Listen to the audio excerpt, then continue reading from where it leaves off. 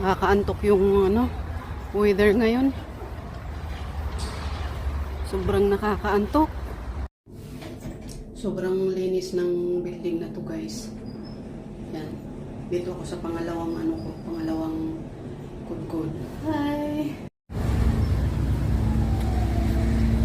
Ang ganda ng sasakyan.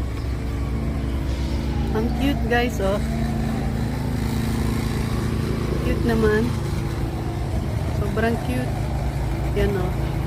Sasakyan. Sobrang cute niya. Yan, oh. Mga flowers.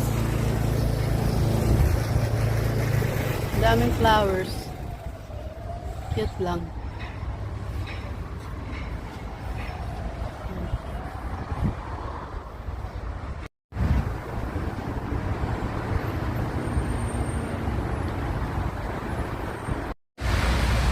Sa metro, guys, pinagtatawanan ako ng isang babae na taga Romania.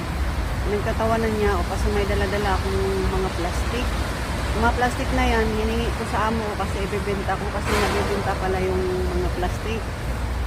Pinagtatawanan niya ako. Siguro isip-isip niya ako, mga ngalakal.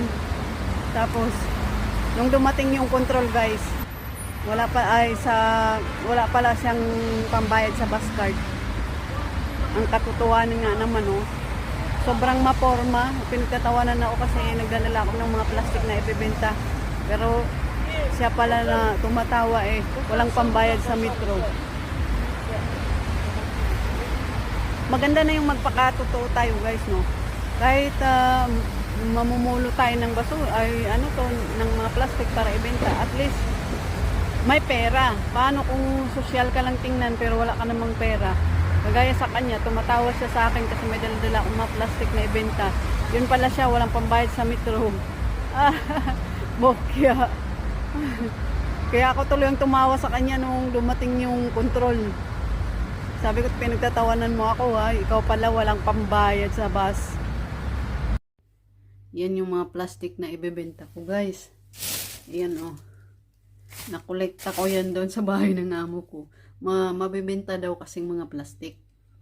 Kaya bibenta ko siya.